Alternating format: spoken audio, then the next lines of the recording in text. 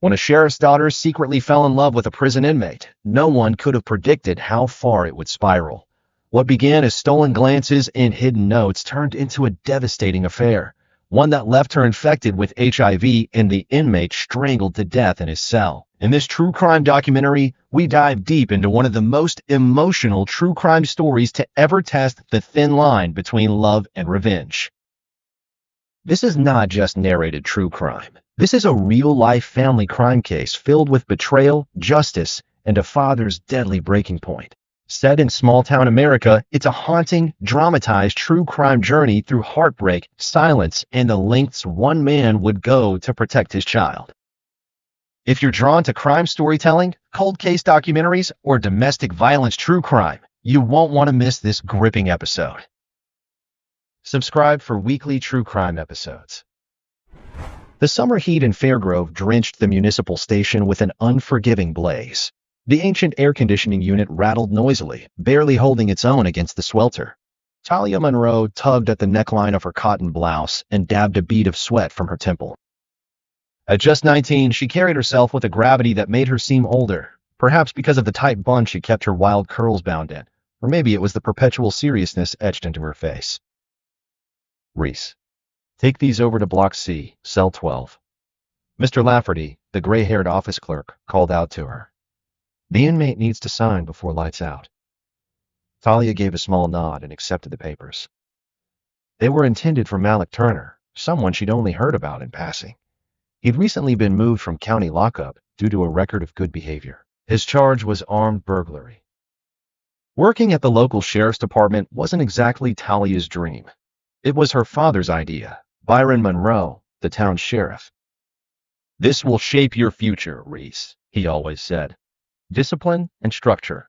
You'll thank me when you're in law school. She never fought his decisions. Since her mother passed away 5 years ago, she'd grown quieter, more diligent, almost like she was trying to stitch up the family's wounds through her own success. Cell 12 was located at the very end of a dim corridor. She knocked on the metal door, and Officer Gleason, a weary guard, opened it. Papers for Turner, she said, trying to sound matter-of-fact. He nodded and allowed her in. Malik Turner wasn't what she had expected. Tall and lean, his eyes were an unexpectedly soft hazel, watching her closely. No visible tattoos, no hardened demeanor, just a neatly shaped beard and a sharp, observant expression. Good afternoon, ma'am, he said with a voice smooth and refined. You'll need to sign these, Talia said, passing him the documents and avoiding direct eye contact. He received the pages and began skimming them with care, which surprised her. Most guys just scribble their name and hand it back. There's a misprint here. Malik gestured at a section on the third page. The date listed for my last court hearing is incorrect. Talia glanced over the line and nodded. You're right. You're the first person who's actually read these before handing them off, he said with a hint of amusement. I'm just doing my job, she replied, though his half-smile made her lips twitch with the ghost of her own. You're Sheriff Monroe's daughter, right? He asked, adjusting the document. Yes, how'd you know? Word travels faster than wildfire in here, he shrugged. Plus, you have his eyes. Talia didn't know how to react. Compliments weren't something she heard often. Are you a reader, Miss Monroe? He asked, nodding toward the novel she held tightly along with the file folder. Yes, she answered, looking him in the eye for the first time. Their eyes were watching God, he read the spine. Zora Neale Hurston. Classic. You've read it? 3 times, he said, handing the documents back. The last facility had a decent library. Here, not so much. She reached for the papers. Their hands touched briefly. I could, she hesitated, knowing how absurd it sounded. I could bring you something to read. His smile broadened. That would be incredibly kind of you, Miss Monroe. As she stepped out of the cell, her pulse was louder than her footsteps, and it wasn't the hallway's humidity causing it. The next day, she brought him Ralph Ellison's Invisible Man. Malik's eyes lit up. Their exchange went on long enough for Officer Gleason to poke his head in. Everything all right, Miss Monroe? Yes, just talking about books, she answered, cheeks warm. And so it began. First came the literature, then little notes hidden inside the bindings. Soon, Talia began finding reasons to visit that wing of the building more often. 2 weeks later, she learned the utility room near the laundry area stayed unlocked during the noon break, and Malik worked laundry duty on Tuesdays and Thursdays. It was in that musty room, surrounded by stacks of folded linens and the smell of bleach, that they shared their first kiss. She was well aware of the risks. Her reputation, her father's confidence, her aspirations, they were all in the line of fire. But Malik made her feel seen. At 28, he carried a wisdom no one her age possessed. He talked about Coltrane, the Harlem Renaissance, and the cities he'd traveled before life unraveled. "You're my second chance," he whispered. "My hope." And she believed him. Twice a week, 20 minutes of stolen joy. Sometimes they only spoke, sometimes they kissed as though time were evaporating. Then the line was crossed. They made love, trembling between sheets never meant for tenderness. If you're enjoying this story, kindly do us a favor and subscribe to our channel. It is free and won't cost anything, but it means the world to us. We're just a small channel trying to grow. Thank you, and back to the video. "I love you," Malik murmured against her skin. "When I'm out, it'll be just us. I swear." She believed that too. 2 months in, Talia's body began betraying her. Fatigue, pounding headaches, she chalked it up to pressure. Final exams loomed, and her dad had just launched a school security initiative that ate up their time at home. But the fever started. Swollen glands followed. "You look awful," said Nia Collins, her brash best friend since they were 5, spotting her in the campus dining hall. "And I don't mean just tired. I mean something's wrong." Nia was interning at a health clinic while finishing her nursing degree. She was everything Talia wasn't: vibrant, loud, unfiltered. "I just haven't been sleeping much," Talia mumbled, poking at her untouched meal. "Don't lie to me." Nia crossed her arms. "How long have you been like this?" "A week, maybe 2. You're coming with me to the clinic after my shift. No argument. We're doing blood work." Too exhausted to protest, Talia nodded. At the clinic, Nia's demeanor shifted. Focused, calm, careful as she took the blood draw. "I'll rush the labs. You'll hear from me tomorrow," she promised, hugging her before leaving. But Nia called just 2 hours later. Her voice was tense. "Can you come over? We need to talk." The office was dark by the time Talia arrived. Nia sat alone in a consultation room, test results folded in her lap, and a look on her face Talia had never seen before. "Is it bad?" she asked, sitting down. Nia took a long breath. "I'm so sorry, Reese. Your HIV test came back positive." The words didn't register at first. Talia blinked like she'd misheard. "There must be a mistake," she whispered. "We reran the test. Twice," Nia said, covering her friend's hand gently. "I wish it wasn't true." "How?" Talia gasped. And then she knew. "Malik." "Who?" Nia asked. "No one," Talia replied, standing abruptly. "I need to go." Reese, wait, but she was already gone. Her head pounded, her chest hollow. She didn't remember leaving, walking, or even unlocking the station's back entrance. But soon, she was outside the laundry room. Malik looked up from the sheets he was folding, and his smile disappeared the instant he saw her face. "Reese, what's wrong?" She pulled him into their hidden room. "I'm HIV positive," she said flatly. He froze. Something flickered in his eyes, fear, guilt, but it vanished fast. "What? That can't—" "Don't act surprised," she snapped. "It was you. Only you." His eyes dropped, and in that silence she understood everything. "You knew," she whispered. "Reese, please." "You knew," she shouted, hitting his chest. "You knew and didn't say anything." He caught her wrists gently. "Yes, I found out a month before I got transferred here. I was going to tell you. After you infected me, I was scared you'd leave. You're the only good thing I've had in years. You call that love? She said bitterly. If you loved me, you never would have done this. Tears filled her eyes. Her world, her law school dreams, her future was crumbling. There's treatment now, Malik pleaded. You can live a full life. We'll face this together. There is no we. Not anymore. Don't say that, he whispered.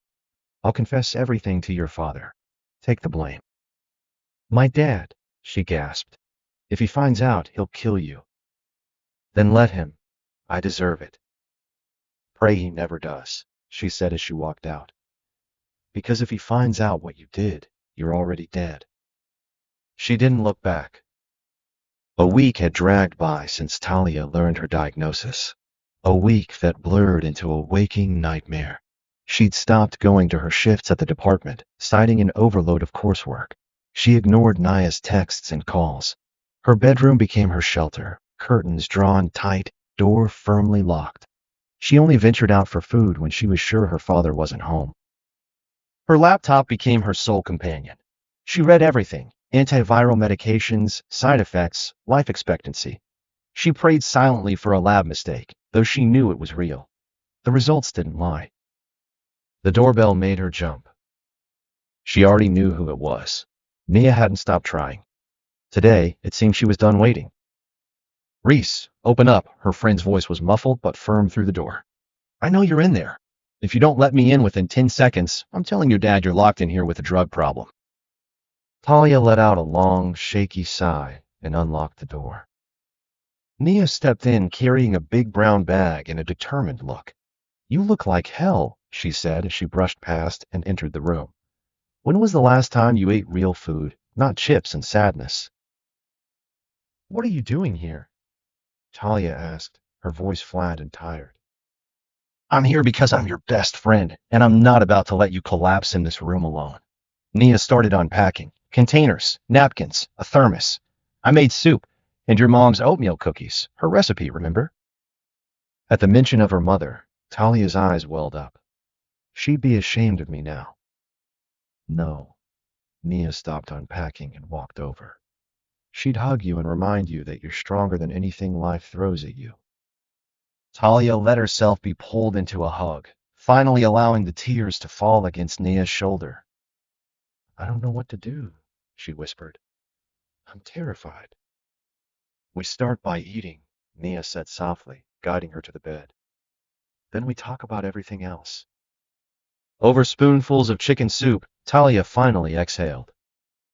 Did you schedule an appointment with a specialist yet? Talia shook her head. No. I'm scared someone will find out.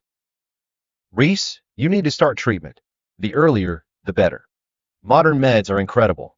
With the right plan, you'll have a long, normal life. I know. I've read about it. Then why are you still hiding in this room? Nia took her hand gently. And by the way, you still haven't told me how you got it. You didn't have a boyfriend. Talia turned away. Reese, Nia said softly, touching her shoulder. Please. Who is he? After a long pause, Talia spoke. Malik Turner, she said quietly. He's an inmate. At the jail. Nia's jaw dropped. You're kidding. He's not what you think, Talia pushed her bowl aside. He's smart. Kind. We talked about books, music, life. He listened to me in a way no one else ever did. And he knew he was HIV positive when you two started hooking up? Talia nodded, her throat tightening. He admitted it. Said he was scared to lose me. That son of Anaya's hands clenched into fists. He needs to pay for that. You can't tell anyone, especially not my dad. Why not? Because you don't know him like I do. If he finds out, he'll do something terrible. Maybe he deserves to, Nia snapped, then softened at the sight of her friend's frightened face. Okay. I won't say anything. But you can't carry this alone. Your dad needs to know, so he can help you. I'll tell him, Talia said through tears. Just not yet. I need time. All right. But in the meantime, I'm calling Dr. Rollins. He's Fairgrove's best HIV specialist, and he's discreet. I'll go with you. Talia gave a faint smile. Thank you. I don't know what I'd do without you. You die of dehydration and heartbreak, Nia teased gently. Now sit still. We're braiding your hair and watching that trashy dating show you never have time for. That evening, across town, Sheriff Byron Monroe was picking at his dinner while watching his daughter with growing concern. She barely touched her food, gave short replies, and wouldn't meet his eyes. You feeling all right, Reese? He asked finally. Yeah, Dad. Just tired. Finals are kicking my butt. You sure that's all? She stood. Can I go? I need to finish a paper. He nodded slowly, watching her walk away. Something wasn't right. His instincts, sharpened by years on the job, told him she was hiding something big. At 4:12 a.m., the sharp ring of his cell jolted him awake. It was Gleason, the guard from overnight duty. Sheriff, we've got a situation. Byron sat upright. What is it? Turner. Malik Turner. He was found dead in his cell. What happened? Looks like strangulation. His cellmate found him about 30 minutes ago, after getting up to use the bathroom. I'm on my way. Lock the scene down. Don't let anyone in or out. Yes, sir. I've already called Deputy Morgan. Byron paused before checking on Talia. He decided against waking her. She hadn't worked a shift in a while. Chances were she didn't even know who Turner was. When he arrived at the jail, Deputy Jasper Morgan was already there. Tall, built like a linebacker, and rarely seen without his scowl, Jasper had been Byron's friend since academy days. What we got? Byron asked, snapping on gloves. Malik Turner, 28. Transferred 2 months ago. Found dead. Cause of death, likely strangulation. Almost no signs of a struggle. Could mean he knew the attacker or was caught asleep. They entered the cell where the coroner examined Malik's body. Byron kept his face neutral, though something twisted in his gut. Estimated time of death, he asked. Between midnight and 2 a.m., pending autopsy, the coroner replied. Cellmate. Name's Eric Langston. He's in interrogation. I'll speak with him shortly, Byron said, scanning the room. First, I want to see surveillance footage. Who came and went in this block last night? On it, Jasper said, heading to the video control room. There, a technician had already queued up footage. They reviewed recordings from the hall leading to Malik's cell. Hold up, Jasper said. Back it up. What's that? The timestamp read 11:45 p.m., then suddenly jumped to 2:15 a.m. There's a gap, the technician said, frowning. That's not supposed to happen. This system's brand new. Check every feed from Block D, same time range. They cycled through footage quickly. All internal Block D cameras had the same blackout. Only exterior cameras remained functional. Who has access to tamper with this system? Jasper asked. Night security, the shift supervisor, and anyone with admin privileges. Give me a list, Jasper said, jaw tight. He also pulled server room access logs. Returning to Byron with the update, Jasper saw no surprise on his friend's face. This wasn't an accident, Byron muttered. Someone planned it, knew how to erase the footage. Could be staff, Jasper replied. Inmates don't have clearance. Run down everyone who worked last night. Then go talk to the cellmate. Jasper nodded and made for the holding room. Eric Langston, burly and jittery, sat bouncing his leg anxiously. I didn't see anything, I swear, he blurted the moment Jasper entered. I was sleeping. Woke up to pee and saw him. Slow down. Jasper sat across from him. What time did you fall asleep? After lights out. 10 o'clock. He was reading a book, then turned off his light. Did you hear anything? Doors? Voices? I thought I heard the door open, just for a second. Figured it was routine checks. What time? I don't know. Half asleep. Maybe midnight. You didn't look? I was facing the wall. I dozed off again. No scuffling, no raised voices. Nothing. He kept to himself. Read a lot. Any enemies? Eric shook his head. Not that I saw. He didn't really mix with others. Only one person talked to him a lot. Who? Eric paused. That girl, the sheriff's kid. She'd bring books. They talked, but that's not weird, right? Jasper's eyes narrowed. Sheriff's daughter? He said nothing, but his mind started connecting dots. He needed confirmation before telling Byron. After speaking with Langston, Jasper questioned the rest of the night crew. None of them admitted to entering cell 12 after lights out. Officer Gleason, the one stationed in that wing, claimed he remained at his post the entire night. I only stepped away for the restroom. 5 minutes tops, Gleason said. What time was that? Jasper asked. Right around midnight. The timing was too exact to ignore. Langston's vague memory of someone entering the cell, the camera blackout, and now this unsupervised 5-minute window. By noon, whispers of Malik Turner's death had swept through the facility. The entire staff buzzed with speculation, but one name was on no one's lips: Talia Monroe. She didn't find out from the station. It was Nia who called her after her morning shift at the clinic. Reese, sit down. What's going on? Malik Turner's dead, Nia said, her voice strained. Strangled in his cell. They found him early this morning. The room tilted. Talia's knees gave way, and she collapsed onto the edge of her bed. That's not possible, she breathed.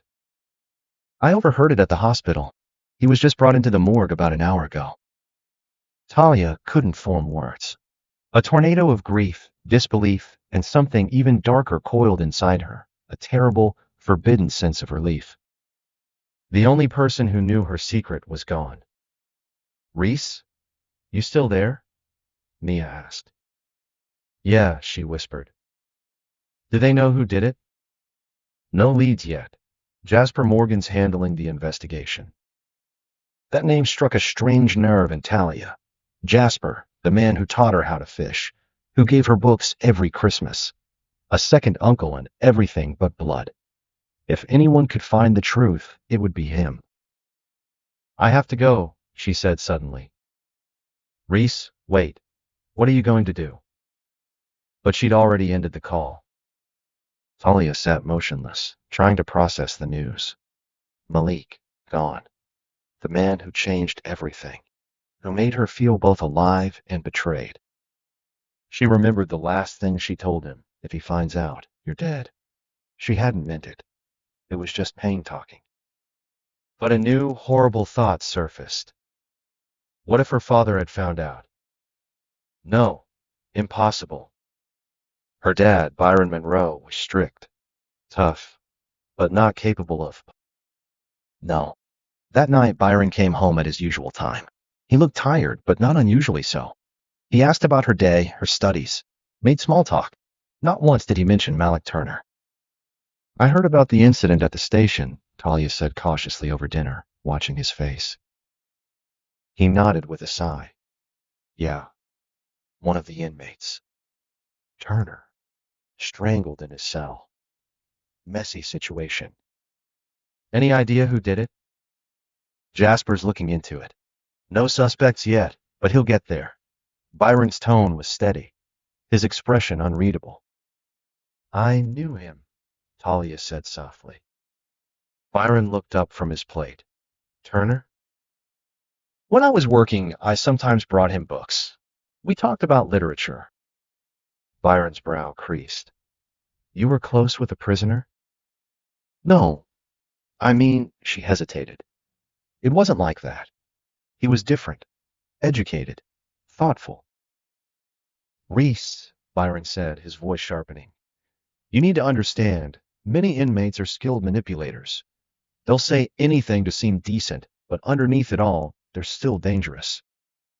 I know. Her voice cracked. It's just Hard to believe someone you talked to is gone. Byron's face softened. He reached across the table and placed a hand on hers. Death is always jarring, especially when it's violent. But don't let it get to you. You barely knew him. If only you knew, she thought. That night she lay awake staring at the ceiling. Memories of Malik rushed in like floodwater. His words, his touch, the last look on his face before she walked out. Someone had killed him. Someone with access. Someone who knew how to disable the cameras. By dawn, she had made up her mind. She had to tell her father the truth about Malik, about the affair, about the virus. Not because she thought he was involved, she had pushed that insane idea aside, but because she couldn't carry it anymore. Because if Malik's death had nothing to do with her, she had nothing to fear. And if it did, she needed to face it. That evening, when Byron walked through the front door, she stood waiting in the living room, palms trembling. "Dad," she said before he could speak, "we need to talk." He paused mid-step. Something in her voice made him freeze. "Is everything okay?" he asked slowly. "Sit down," she gestured to the couch. "Please." He followed her to the sofa and sat, eyes never leaving hers.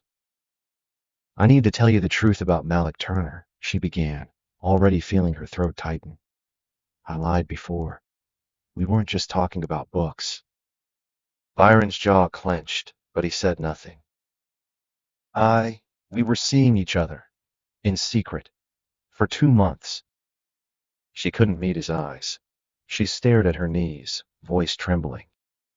"It started with books, conversations. Then it became more. He told me he loved me. I thought I loved him too."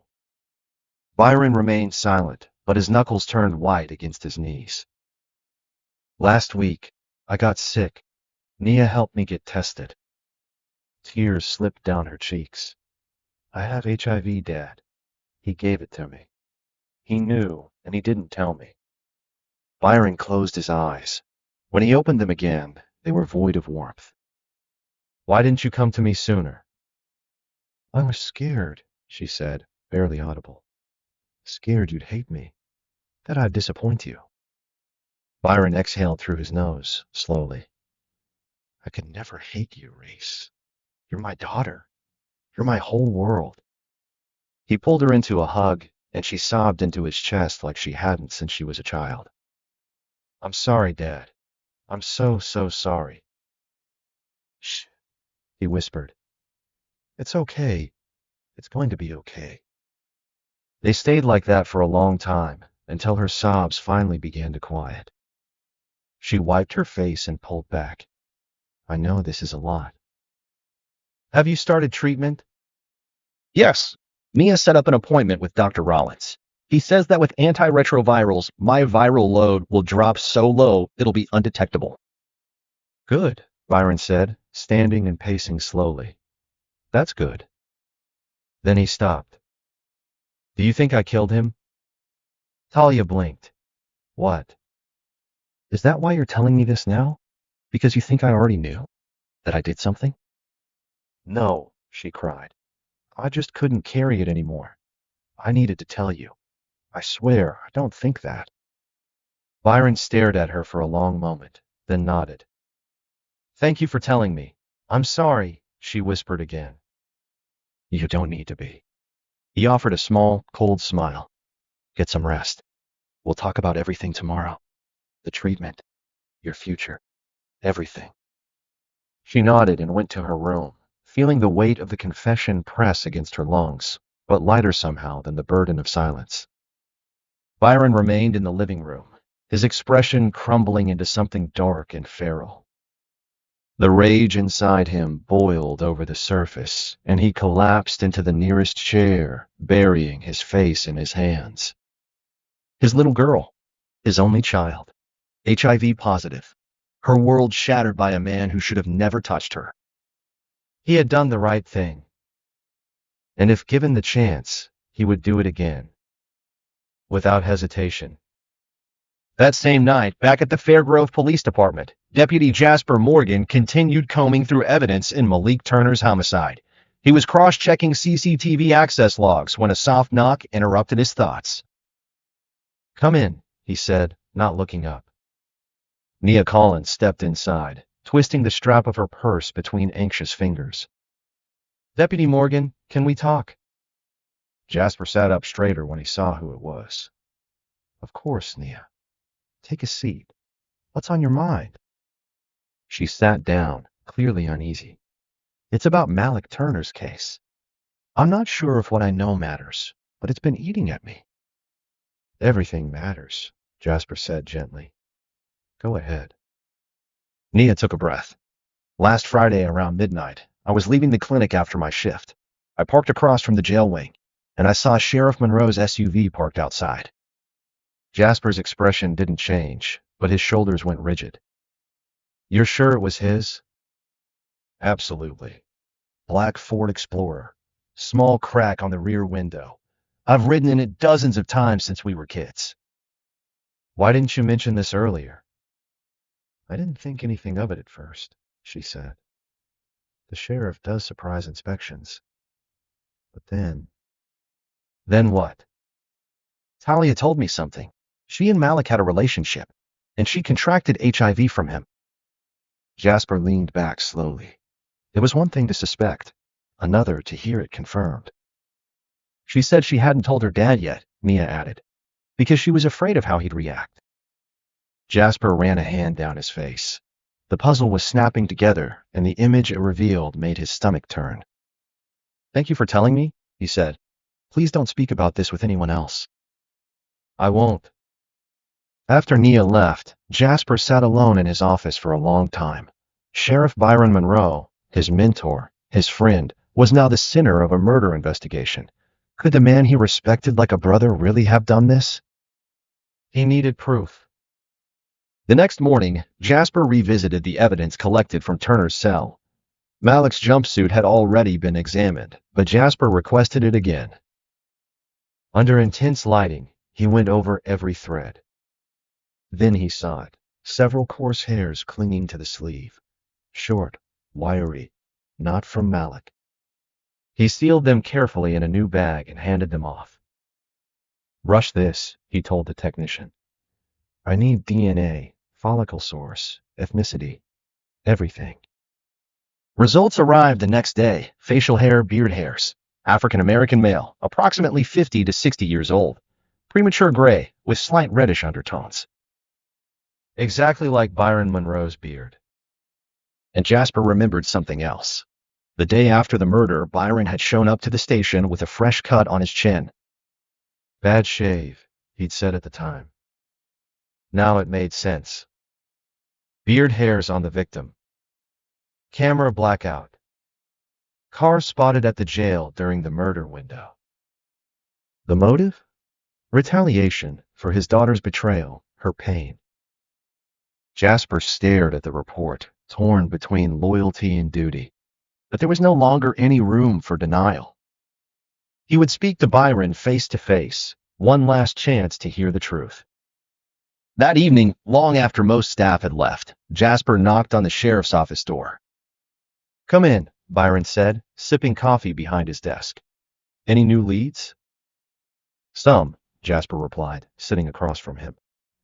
"I found DNA on Turner's sleeve, beard hairs." Byron's eyes narrowed slightly. "You have a suspect?" "Yes, reddish-gray beard, same as yours." Byron said nothing. "You had a shaving cut that morning," Jasper continued. "And your car was seen in the jail lot that night. The same night the security feed cut out." Byron's expression didn't flicker. "Those are serious accusations. Do you have anything other than speculation?" "I know about Talia," Jasper said quietly. "I know Turner infected her. And I believe you knew too." For just a second, something passed across Byron's face. Grief, rage, heartbreak. But he quickly masked it. "She told me yesterday," he said calmly. "I didn't know before that." "And yet, you noticed the signs. Her behavior changed. She stopped showing up to work. Avoided you. I thought it was stress. School." Byron stood and walked toward the window. She's always pushed herself hard. Byron, Jasper rose. If you did it, if you ended him, tell me now. I'll understand. A long silence followed. Finally, Byron turned around. You're trying to convict me on a few beard hairs and a gap in footage? I haven't filed charges. I came as your friend. Then as your friend, Byron said, I suggest you keep looking. Find the real killer. It was over. Jasper nodded silently and walked out. Back at his desk, he made the hardest decision of his career. He filed a warrant request for a DNA sample from Sheriff Monroe to match against the evidence. The judge, reluctant at first, signed off, his respect for Byron running deep. When the DNA results came back, they confirmed it. The hairs were Byron's. There was no room left for hesitation. That evening, Jasper drove to the Monroe house with the arrest warrant in his jacket. Byron was already waiting on the porch, arms folded. Talia home? Jasper asked quietly. She's with Nia, Byron replied. Calm. As if he'd known this moment would come. That's good. Byron Monroe, Jasper said, pulling out the cuffs. You're under arrest for the murder of Malik Turner. You have the right to remain silent. I know my rights, Byron said softly. I've read them out loud more times than I can count. He extended his wrists willingly. He deserved it, Byron whispered as Jasper cuffed him. After what he did to my little girl, any father would have done the same. How did you find out? Jasper asked as they walked to the cruiser. Before she told you? I've been sheriff here for 20 years, Byron replied with a bitter smile. You think I wouldn't notice what was happening to my own daughter? He shook his head. I saw the way she looked at him. Our shifts changed. Then she vanished from work. Avoided me. I hoped it was a phase. In the medical records? Jasper asked. Rollins is an old friend. He didn't say it outright, but I figured it out. She was sick. I connected the dots. So you killed him? I couldn't let him live, Byron said flatly. Not after that. I couldn't risk him doing it again. Not to someone else's daughter. Jasper opened the cruiser door. I'm sorry, Byron. Me too, the sheriff replied as he climbed inside. But I wouldn't change a thing. Not when it comes to her. As they pulled away, Byron looked back one last time at the home where he'd raised his daughter, buried his wife, and planned to grow old. Now it was all gone. Look after her, Jasper, he said, staring ahead. Promise me you'll take care of my girl. Jasper's voice was tight. I promise. And that was all he could do, for a man who became a killer out of love.